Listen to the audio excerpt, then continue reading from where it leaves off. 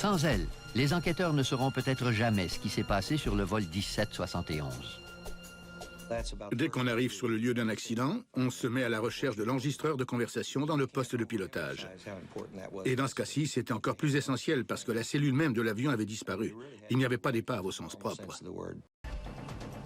Il y a énormément d'idées fausses qui circulent au sujet de la décompression, notamment à savoir si un coup de feu peut faire tomber un avion.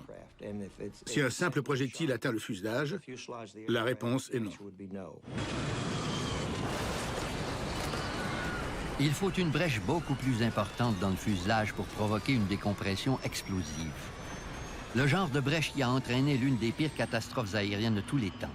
En 1974, une porte de soute défectueuse a causé l'écrasement du vol 981 de Turkish Airlines. Le plancher cabine a cédé sous l'effet de la décompression et les câbles de commande de vol se sont rompus. Les 346 occupants de l'avion ont péri dans la tragédie.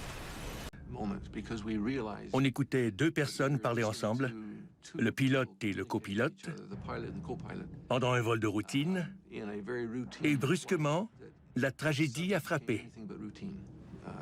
C'est resté gravé dans ma mémoire. Les enquêteurs poursuivent leur écoute. La situation devient de plus en plus inquiétante.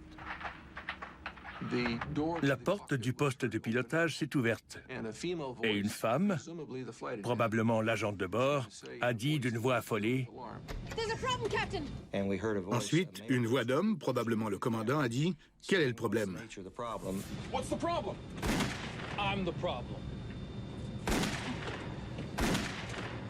Les enquêteurs savent maintenant que le tireur était un homme et qu'il a abattu des membres d'équipage.